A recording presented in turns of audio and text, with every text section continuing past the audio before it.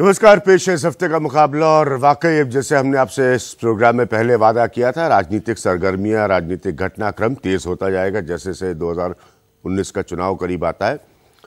माफ करिएगा। आज बात जम्मू और कश्मीर की इस प्रोग्राम में। मेरा अभी भी बुनियादी सवाल वही है जो पहले से रहा है कि ये जो पॉलिटिकल प्रोसेस की, हम सियासी पूरे सिस्टम की जो बात करते हैं जम्मू कश्मीर में, ये कभी पूरी तरह से पूरा होता नहीं नजर आता है। आपने फिर देखा कि किस तरह से आज के हालात में, और जो वहां के राज्यपाल साहब कह रहे हैं कि हॉर्स ट्रेडिंग होती है एमएलएस की, इसलिए वहां की असेंबली को डिसॉल्व कर दिया गया। क्या इसका लॉजिकल रास्ता यही होगा कि 2019 में वहां पर शायद, ये संभावना की मैं बात कर रहा हूं, इसमें कोई कंफर्मिटी नहीं है, कि 2019 में वहां पर भी लोकसभा के साथ चुनाव। सबसे पहले मैं अपने 4 पॉइंट्स आपके सामने रख रहा हूं हमेशा की तरह, उसके बाद हम अपने पैनल पर आएंगे। मेरा पहला पॉइंट है कि क्या जम्मू कश्मीर का फैसला 2019 से ताल्लुक रखता है। जरा इसको थोड़ा समझने की कोशिश करेगा। मैं अपने मेहमानों से भी ये सवाल पूछूंगा। मेरा दूसरा पॉइंट है, क्योंकि जब राज्यपाल बनकर सत्यपाल मलिक गए थे, जो एक सोशलिस्ट बैकग्राउंड से आते हैं, उनकी राजनीति और उनको बहुत करीब से मैंने देखा है, तो मेरा दूसरा सवाल है, क्या जम्मू कश्मीर के राज्यपाल को बदलने का यह मकसद था? नफा नुकसान में बीजेपी अलग नजर आ रही, बल्कि बहुत लोगों का मानना है कि बीजेपी नुकसान में नजर आ रही है। मेरा तीसरा पॉइंट वही है जो बुनियादी में हमेशा उठाता हूं कश्मीर के मसले पर, कि जम्मू कश्मीर में राजनीतिक प्रक्रिया का अब क्या होगा। यहां से लेकर 2019 का एक समय है। और चौथा पॉइंट, क्या बीजेपी के खिलाफ जम्मू कश्मीर में महागठबंधन बन सकता है? मौजूदा हालात में जो एक किस्म से एंटी बीजेपी फ्रंट जो बन रहा था, उसमें कौन शामिल और कहां तक शामिल, मैं उसकी गहराइयों में नहीं जा रहा हूं। उसके आंकड़े बेहतर थे, उसके आंकड़े सरकार बनाने लायक थे। अगर ये सब लोग साथ रहते हैं तो क्या ये एक एंटी बीजेपी फ्रंट या कोई भी वहां पर जम्मू कश्मीर का अपना महागठबंधन बन सकता है 2019 के लिए? तो ये मेरे 4 बुनियादी पॉइंट है। मेरे साथ बहुत खास मेहमान है यहाँ पर। हरीश रावत साहब हैं, आप सब उनको जानते हैं, कांग्रेस के नेशनल जनरल सेक्रेटरी, और साथ में उत्तराखंड के मुख्यमंत्री रहे। मेरे साथ ही अखिलेश शर्मा मौजूद है बीजेपी के लिए, क्योंकि बताया जाता है कि साहब राम माधव जो है, किसी ने लिखा ट्विटर पे, मुझे पता नहीं कितना सही है गलत है, कह रहे हैं वो देसी कैसेंजर का काम कर रहे हैं। तो अखिलेश से बात करेंगे उसके बारे में। और साथ में हमारे शेख मंजूर अहमद साहब हैं, जो कि फॉर्मर एडिटर हैं यूएनआई के, और डॉक्टर समीर कौल हैं, जो कि चीफ स्पोक्स पर्सन है नेशनल कॉन्फ्रेंस के। और हमारे साथ ब्रिगेडियर अनिल गुप्ता साहब जुड़ रहे हैं, जो कि बीजेपी के प्रवक्ता है जम्मू और कश्मीर के। अखिलेश, मैं सबसे पहले आपसे शुरू करूंगा। क्या आपका आकलन है बीजेपी को लेकर आज की तारीख में? देखिए, बड़ा इंटरेस्टिंग है ये पूरा घटनाक्रम। पहले आप पीडीपी के साथ जाते हैं, फिर आपसे पीडीपी का रिश्ता टूट जाता है, राम माधव का एक किस्म का बयान आता है कि साहब ये तो पाकिस्तान से जोड़कर इसको देखने की कोशिश की जाती है, उसका कोई सबूत स्वाभाविक नहीं है, तो फिर वो वापस लिया जाता है। क्या करना चाह रही है बीजेपी जम्मू कश्मीर में? देखिए, बीजेपी ये चाहती थी कि वहां पर एक सरकार बने। जो हमें जानकारी मिली है अभिज्ञान, उसके मुताबिक ये तय किया गया था कि या तो सज्जाद लोन मुख्यमंत्री बनेंगे या फिर कोई मुख्यमंत्री नहीं बनेगा, विधानसभा भंग होगी। तो हुआ क्या कि बीजेपी थोड़ी सी आउटमैनूवर हुई है, क्योंकि पीडीपी, नेशनल कॉन्फ्रेंस और कांग्रेस, इन तीनों ने ही मिलकर बीजेपी को चित कर दिया उसी के खेल में। इस तरह से, क्योंकि जब सज्जाद लोन भारत में नहीं थे, विदेश में थे, उस वक्त ये सारा घटनाक्रम हुआ, नाटकीय घटनाक्रम, जिसके तहत ये फैक्स पीडीपी की ओर से भेजा गया, जो कि रिसीव ही नहीं किया गया, जिसमें साफ तौर पर यह कहा गया कि उन्हें इन तीनों पार्टियों का समर्थन मिल चुका है। उनके पास जो है 54 विधायक उनके पास जुट चुके हैं। और तब तक बीजेपी जो अपना एक कोशिश कर रही थी कि सज्जाद लोन को प्रॉप अप करे, तब तक उसमें काफी देर हो चुकी थी। इसीलिए बीजेपी के पास ये विकल्प नहीं बचा था कि वहां पर विधानसभा भंग कर दी जाए, क्योंकि बीजेपी कभी नहीं चाहती थी कि पीडीपी, नेशनल कॉन्फ्रेंस और कांग्रेस तीनों मिलकर के वहां सरकार बनाए। जो महागठबंधन की शुरुआत देश के कई राज्यों में हो चुकी है, वो वहां पर हुआ। बिल्कुल मजबूरी में यह फैसला हुआ है और पीडीपी को लगता है कि इसकी भनक लग गई थी। जब मुजफ्फर बेग का बयान आया कि वो सज्जाद लोन के साथ जा सकते हैं, तब शायद महबूबा मुफ्ती के कान खड़े हो कि जरूर कुछ न कुछ गड़बड़ है। और ये माना जाता है कि पीडीपी के भीतर टूट हो सकती थी। कई विधायक उनके सज्जाद लोन के साथ जाने के लिए तैयार थे, कुछ कांग्रेस के विधायक भी जो है वो जाने के लिए तैयार थे, और बीजेपी की पूरी कोशिश थी सज्जाद लोन को मुख्यमंत्री बनाने की। किस कैलकुलेशन के तहत बीजेपी हार गई इस बार?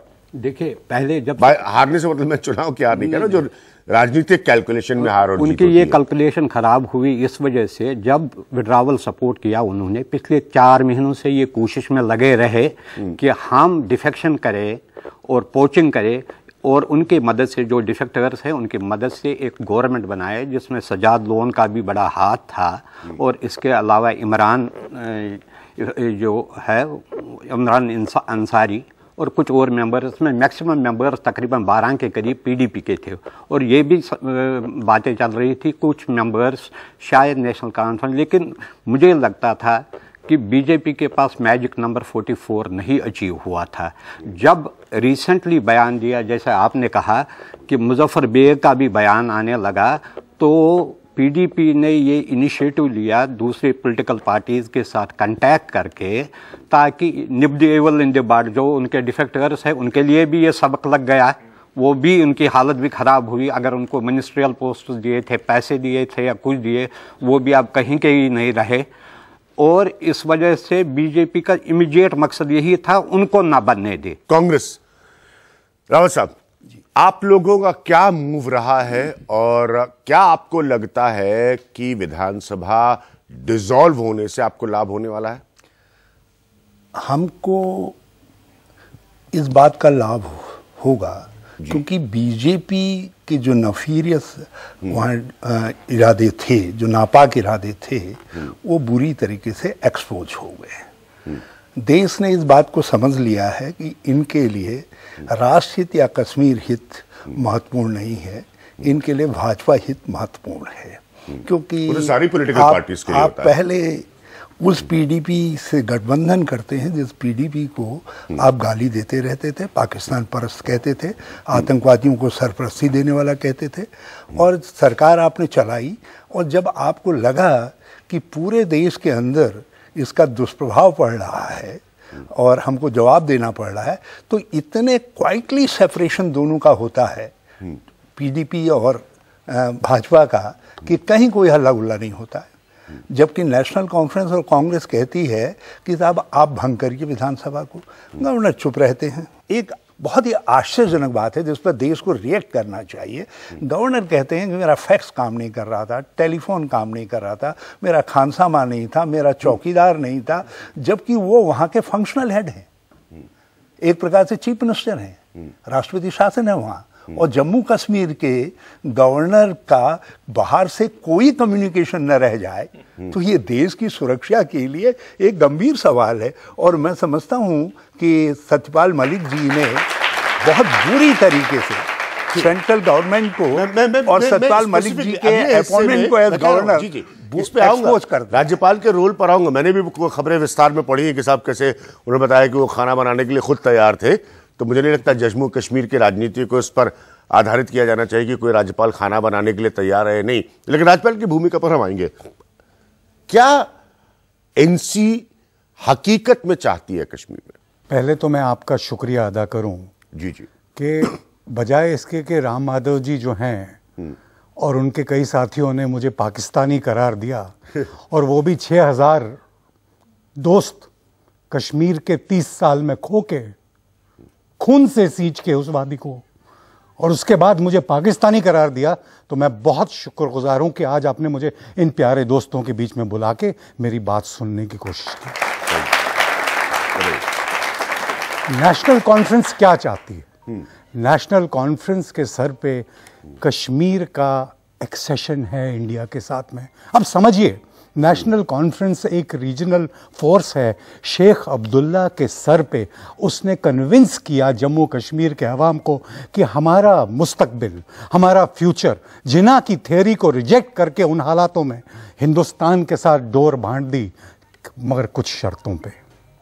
नेशनल कॉन्फ्रेंस तो अव्वल ये चाहती है, और मुझे यहाँ पे माफ़ कीजिएगा थोड़ा कांग्रेस पे भी ताना कसना पड़ेगा। कसिए। उस डोर को काटने का काम, उसके माफी की कोई जरूरत उसके नहीं, आप ताने बाने को काटने का काम, प्रोग्राम में किसी को कोई जिसको आज बीजेपी जो कर रही है वो last nail in the coffin है, लेकिन उसको, उस ताने बहाने को तोड़ने का काम कांग्रेस ने शुरू किया। एक एक करके जो वो कंडीशंस थी उनको तोड़ा, जिससे कि जम्मू कश्मीर के अवाम में एक इंडिया के अगेंस्ट गुस्सा पैदा हुआ। समीर सर, हम नेशनल कॉन्फ्रेंस ये चाहती है, आपने ये मेरे से सवाल पूछा नेशनल कॉन्फ्रेंस, मुझे बोलने दीजिए। नेशनल कॉन्फ्रेंस ये चाहती है कि वो गुस्सा, आज की हालत, गुस्सा खत्म हो और यहां का अवाम और वहां का अवाम एक दूसरे को गले मिले, लेकिन वो ऐसे नहीं होगा। मैं कांग्रेस वाले पॉइंट पर आऊंगा। भारतीय जनता पार्टी, आपके लिए पूरा समय है। क्या कश्मीर में जो हुआ है वो आपके लिए सरासर मिसकैलकुलेशन हो गया, गलत राजनीतिक गणित हो गया? बिल्कुल नहीं। क्यों? ये सरासर इल्जाम लगाए जा रहे हैं भारतीय जनता पार्टी के ऊपर। भारतीय जनता पार्टी अगर इस प्रकार से तोड़ मोड़ करके सरकार बनाना चाहती तो वो सरकार छोड़ती ही क्यों? भारतीय जनता पार्टी ने मुद्दों पर सरकार तोड़ी थी और उसके बाद भारतीय जनता पार्टी ने साफ कहा था कि हमें कोई सरकार बनाने में हमारी रुचि नहीं है, क्योंकि हमारे पास नंबर नहीं है। और ये जो बात आप कर रहे हैं सजाद लोन की जो बात है वो वहां की जो आवाम है वो चाहती है, क्योंकि नेशनल कॉन्फ्रेंस और पीडीपी ने जिस प्रकार की राजनीति कश्मीर के अंदर खेली है, जहां पे उन्होंने टेकन फॉर ग्रांटेड किया है कश्मीरी लोगों को, जब उनकी मर्जी कहेगी वो इलेक्शन लड़ेंगे, जब उनकी मर्जी लड़ेगी वो इलेक्शन बाइकआउट करेंगे, जब चाहेंगे वो सरकार बनाएंगे। ये लोगों को मंजूर नहीं है और लोगों ने खासकर पंचायत इलेक्शन की तरह एक मिनट अनिल गुप्ता जी, अभी आपने एक लाइन बोली, ध्यान से सुनिए। आपने कहा कि सज्जाद लोन को वहां की आवाम चाहती है। पहले तो इस बात का कोई तथ्य नहीं है, इस बात का कोई फैक्ट नहीं है। दूसरा, एक मिनट सुनिए सर, सुनिए प्लीज सर, सवाल सुनिए। दूसरा, मैंने आपसे प्रश्न ये किया कि भारतीय जनता पार्टी जिसने पीडीपी के साथ सरकार बनाकर साथ छोड़ा, अब क्या वो सज्जाद लोन की नई एडवोकेट है, वकील है? जी नहीं, भारतीय जनता पार्टी वहां पर थर्ड फ्रंट को वेलकम करती है। जैसे मैंने कहा कि दोनों पार्टियों ने इतनी गंदी राजनीति वहां पर खेली है, लोगों का विश्वास खो दिया है। लोगों ने उनके ऊपर विश्वास रखा था, लेकिन उन्होंने लोगों का विश्वास खो दिया। जब वहां पर ग्रास रूट लेवल डेमोक्रेसी की बात आई तो इन लोगों ने बोला कि हम बाइकआउट करेंगे। लोगों के पास ताकत पहुंचे, कुव्वत पहुंचे, ये नहीं चाहते हैं, ये डायनेस्टिक रूल में बिलीव करती हैं दोनों पार्टीज। ये तो सज्जाद लोन जब संख्या नहीं जुटा पाए तब इन्होंने गवर्नर को कहा कि अब आप विधानसभा भंग कर दीजिए। अच्छा, हमने कुछ नहीं कहा, गवर्नर इज कॉन्स्टिट्यूशनल अथॉरिटी। ले रहा हूं एक ब्रेक, 10 सेकंड। अखिलेश, ये सिर्फ बीजेपी की बयानबाजी है, ना बीजेपी नेशनल कॉन्फ्रेंस के बिना राजनीति कर पाएगी, ना पीडीपी के बिना। देखिए, ये जो सज्जाद लोन की चिट्ठी गई थी, जो कि व्हाट्सएप पर भेजी गई थी, उसमें सज्जाद लोन ने लिखा है कि बीजेपी के सारे विधायक हमको सपोर्ट कर रहे हैं, इनके अलावा भी हमारे पास कुछ और विधायक है। राम माधव जैसे लोगों का क्या मिसकैलकुलेशन है? राम माधव को हर चीज के लिए कहा गया साहब ये आर्किटेक्ट है, ये अलायंस करा रहे हैं, ये राजनीति, क्या ये मिसकैलकुलेशन है जो राम माधव नहीं समझ? जब अलायंस कराया गया था तब तो राम माधव की बहुत वाहवाही हुई थी। क्यों हुई थी? क्योंकि तब मुफ्ती मोहम्मद सईद के साथ लगातार उनकी बातचीत होती रही। यह भी कहा गया कि पीडीपी और बीजेपी जो कि नॉर्थ पोल और साउथ पोल थे, उनको मिलाना एक बड़ी बात थी। और जो हालात जम्मू कश्मीर के थे तब यही था कि यही सरकार बनती दिख रही थी। वो इसलिए क्योंकि जम्मू जो पूरा क्षेत्र था वहां पर बीजेपी ने स्वीप किया था, तो वो उस क्षेत्र की नुमाइंदगी करती है बीजेपी। आप अगर ऐसी सरकार बना ले जिसमें सिर्फ घाटी की पार्टियां हो और जम्मू को आप नजरअंदाज कर दें, तो ये तो वहां की जनता के साथ ज्यादती होती। तो वो सरकार बनना तब यही मुमकिन था और तब राम माधव ने वो किया था। लेकिन अब हालात जो है वो इस तरह के हो गए थे कि आप पीडीपी के साथ आपका जो गठबंधन था, उसके चलते देश के बाकी राज्यों में आपको जवाब देना मुश्किल हो पा रहा था, क्योंकि पीडीपी के ऊपर आप खुद ही कहते थे कि वो अलगाववादियों का साथ देती है। लेकिन गंभीर सवाल, इस पर हम आएंगे। राज्यपाल की भूमिका, आपने जो पॉइंट रखा था समीर, ये बड़ा वैलिड है, इस पर मैंने पहले भी चर्चा की। सतपाल मलिक साहब के सियासी जीवन को और उनको बहुत अरसे से मैं जानता हूं। इनको जब बेचा गया था तो कुल मिलाकर संदेश ये देने की कोशिश की गई थी कि एक नई पहल श्रीनगर में नई दिल्ली की तरफ से हो रही है। अब राज्यपाल की भूमिका जो कि बहुत गंभीर होती है, और यकीन मानिए मेरे लिए बड़ा हजम करना मुश्किल है कि साहब खानसामा नहीं है और फैक्स मशीन नहीं काम कर रही है। भारतीय सिस्टम्स में जो संविधान के तहत आते हैं ये सब बहुत गंभीर बातें। राज्यपाल की भूमिका, क्या सतपाल मलिक सही चॉइस थे फिर जम्मू कश्मीर में श्रीनगर में जाने के लिए? सीधा सवाल मैं पूछूंगा, कहीं मत जाइएगा, एक ब्रेक के बाद।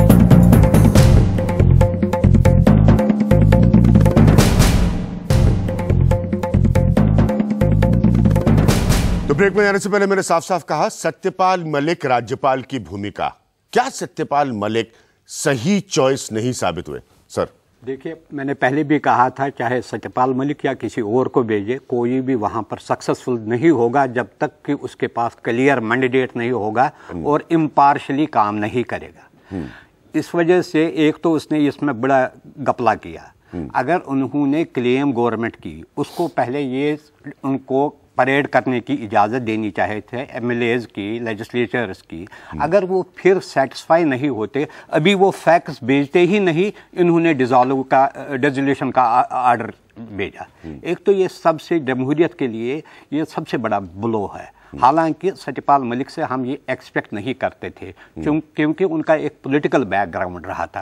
अखिलेश, जल्दी से फिर मैं हरीश रावत और समीर और जैसे मैंने कहा कि राजनाथ सिंह ने जो कहा कि अगर हम विधानसभा भंग कर देंगे तो बदनामी होगी, जो आज हिंदू में छपा है, निश्चित तौर पर ये दिखाता कि किस तरह से खुद सरकार के भीतर इसको लेकर के एक राय नहीं थी।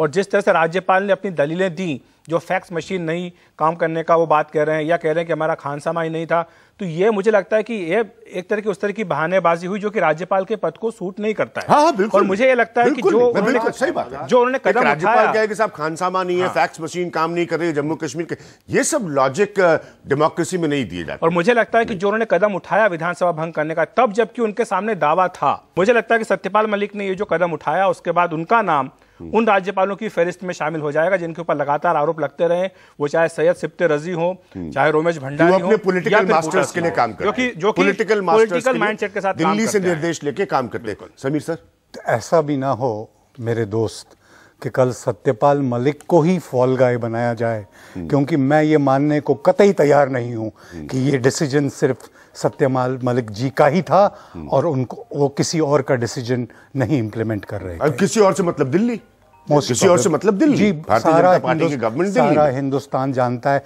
देखिए, मैं आपको बताऊं, मोरालिटी इन पॉलिटिक्स, आजकल की बात करें तो पॉलिटिक्स में तो मोरालिटी ढूंढने की आज हम लोग कोशिश भी नहीं करते, हम एक्सपेक्ट भी नहीं करते, लेकिन honourable positions of the constitution, like governor, like president, इनमें भी इस किस्म की चीज़ आ जानी तो आश्चर्यजनक भी है और दुखदायक भी है। रावत साहब, देखिए अभियान जी, जिस दिन सत्यपाल मलिक जी को भेजा गया, उनको एक क्लियर मैंडेट था कि आपको किसी भी तरीके से हो, जो भाजपा पीडीपी सरकार थी वो तो नहीं रह पाई, आपको भाजपा इन्फ्लुएंस वाली, भाजपा सपोर्टेड सरकार बनानी है। जिस दिन तक ये संभावना बरकरार थी, उस दिन तक सत्यपाल जी ये कह रहे थे कि भाई जो विधानसभा के सदस्य हैं इनको विधायक फंड मिलता है, एरिया का डेवलपमेंट होता है, विधानसभा भंग करने का कोई कारण नहीं है। लेकिन जिस दिन उनको लग गया नहीं, अब सज्जाद लोन की गवर्नमेंट नहीं बनने जा रही है, बीजेपी सपोर्टेड गवर्नमेंट नहीं बनने जा रही है, पीडीपी एनसी की गवर्नमेंट बन सकती है, तो उन्होंने कोई ऑप्शन नहीं देखा और सीधे आ करके विधानसभा को भंग कर दिया। जब मेरी सरकार को रेस्टोर किया गया तो उस समय भी हाई कोर्ट और सुप्रीम कोर्ट ने कुछ बातें कही और वो बड़ी मौजूद हैं जम्मू कश्मीर के इस सारे प्रकरण को लेकर। आप कह रहे हैं कि आपके मसले तक को नहीं देखा सत्यपाल मलिक ने, आपके मसले तक को नहीं स्टडी किया सत्यपाल मलिक ने? हाँ, मैं यही कह रहा हूं कि उन्होंने सब तरफ से आंख के कान, आंख, दिमाग के सारे दरवाजे बंद कर दिए, केवल एक दिल्ली मोदी जी की तरफ खुलने वाले दरवाजे को खोल करके रखा। अभी आपने कहा कि घर का भी दरवाजा खोला हुआ था जिससे खानसामा वगैरह चले गए, वो तो उनके जाने के लिए था ना बाहर। अच्छा। बाकी जो है, जो अंदर आने वाली चीजें थी उसके लिए मुफ्ती नहीं थी, उसके लिए जो है मोदी जी का संदेश था, उसके लिए। अनिल गुप्ता साहब, डिक्टेशन, किसके डिक्टेशन पर काम किया सत्यपाल मलिक ने? देखिए, 2014 में भी यह कवायद हुई थी कि नेशनल कॉन्फ्रेंस और पीडीपी और नेशनल कॉन्फ्रेंस कांग्रेस ने मिलकर पीडीपी को सपोर्ट देने के लिए कहा था। उस वक्त मुफ्ती मोहन सईद ने कहा था कि मैं ये सरकार बना सकता हूं, नंबर हैं, लेकिन ये सरकार राष्ट्रहित और जम्मू कश्मीर के हित में नहीं होगी, क्योंकि अगर ऐसी सरकार बनती है तो ये एंटी जम्मू होगी, जम्मू को आइसोलेट करने का ये एक रास्ता होगा। और इसके लिए मैं इसके लिए कतई तैयार नहीं हूं, और तभी उन्होंने भारतीय जनता पार्टी के साथ मिलकर सरकार बनाई। अभी सेम एक्सरसाइज दोबारा रिपीट की जा रही है। आप देखिए वही बद्दी हालत चाल जो दोबारा चली जा रही है। कांग्रेस और पीडीपी मिलकर सरकार बना रही है, एनसी बाहर से सपोर्ट कर रही है। कांग्रेस और पीडीपी अगर मिलकर सरकार बनाती हैं तो it would be a religion specific alliance against Jammu. ठीक है। So therefore this is not acceptable to the people of Jammu. 2014 में अगर मुफ्ती मोहम्मद सईद को एक्सेप्टेबल नहीं था तो आज जैसे हरीश रावत साहब ने अपनी बात रखी, आपने भी रखी। मेरा सवाल का बस जवाब दे दीजिए, सत्यपाल मलिक दिल्ली से डिक्टेशन ले रहे थे, हाँ या ना? बिल्कुल नहीं। वो एक संवैधानिक अथॉरिटी है, उनके पास संविधान की पूरी उनके पास ताकत थी। उनके पास 3 ऑप्शंस थी। उन 3 ऑप्शन को एनालाइज करके एक ऑप्शन जो है उन्होंने उसके ऊपर अपनी डिसीजन दी और उस ऑप्शन को उन्होंने अनाउंस किया। मैंने यहाँ पर एक ब्रेक और हमने कहा जरा पूछते नौजवान क्या सोचते हैं इस पूरे मसले के बारे में। देश का हर नौजवान ये जरूर जानता है कि जम्मू कश्मीर और वहां की राजनीति जो है उसका कितना बड़ा असर होता है बाकी के हिस्सों में देश पर। देखते हैं इनके सवाल क्या है।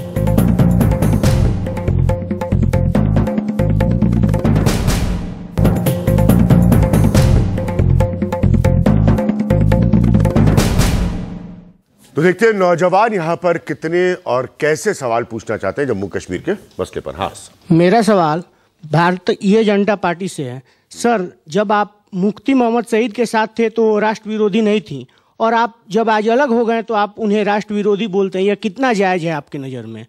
गुप्ता साहब, जल्दी से नौजवान का मासूम सवाल है, सीधा चुभने वाला, कि जब आप लोग अलायंस करते हैं पीडीपी के साथ तो कुछ राष्ट्र विरोधी नहीं होता, जब आप अलग हो जाते हैं तो पीडीपी, नेशनल कॉन्फ्रेंस सब राष्ट्र विरोधी हो जाती है। ये बिल्कुल चुभने वाला नहीं है, तथ्य संबंधित सवाल है। हाँ। देखिए, आपने देखा कि किस प्रकार मोहतरमा महबूबा मुफ्ती जो चीफ मिनिस्टर थी, अपने कार्यकाल के 2-3 महीने, आखिरी 2-3 महीने में किस प्रकार की हरकतें वो कर रही थी। हुर्रियत के खिलाफ शिकंजा कसा गया, उनको उसके ऊपर ऑब्जेक्शन थी, वो चाहते थे उसका डील की जाए। ऑपरेशन ऑल आउट शुरू किया गया, वो चाहते थे कि ऑपरेशन ऑल आउट को जो है वो रोका जाए।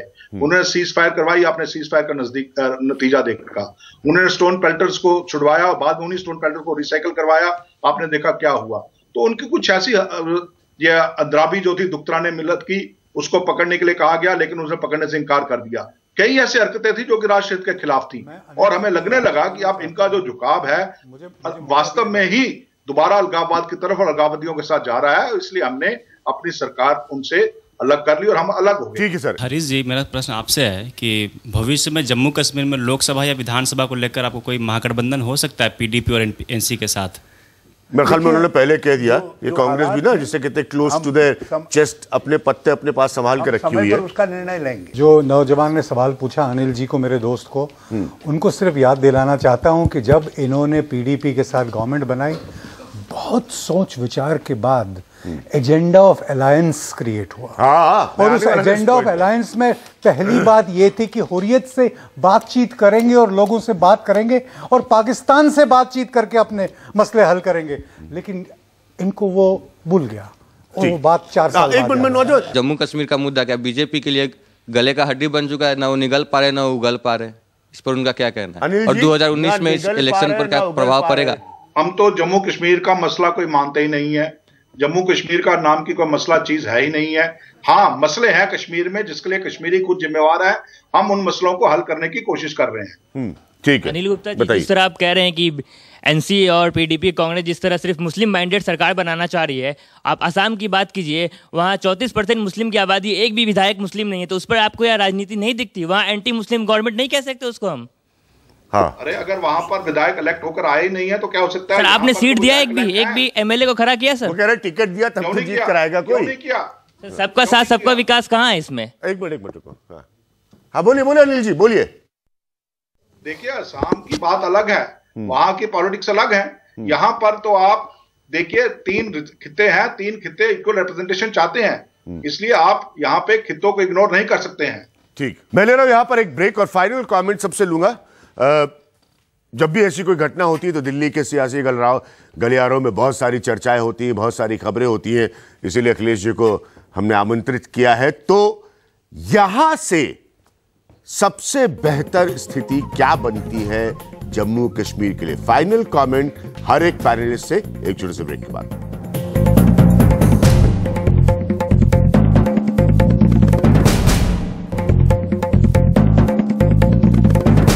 तो अंत में सबसे बेहतर तस्वीर यहां से क्या बनती है? सत्ता के गलियारों में लाजमी है यह चर्चा होना कि अब जम्मू कश्मीर में चुनाव होंगे संभवतः लोकसभा के साथ 2019 में। फाइनल कमेंट हर पैनलिस्ट से। समीर सर, दो चीजें कहने की अनुमति चाहूंगा। बोलिए। चुनाव तो होंगे और जनता ही डिसाइड करेगी कि आगे क्या करना है, डेमोक्रेटिक गवर्नमेंट बनानी है और गवर्नेंस करनी है। लेकिन उसके साथ साथ एक इल्तिजा आप सब लोगों को, जब यहाँ से जाओ अपने घर वालों को और अपने दोस्तों को ये कहो कि हर कश्मीरी इंडिया के खिलाफ नहीं है, वो हमारा अपना बंदा है, उससे बात करनी पड़ेगी। और मेरा तो ये सुझाव है कि ऑटोनॉमी के नाम से वेबसाइट पे नेशनल कॉन्फ्रेंस की एक सुझाव मिलेगा, अच्छा लगे तो उसकी बात कीजिए।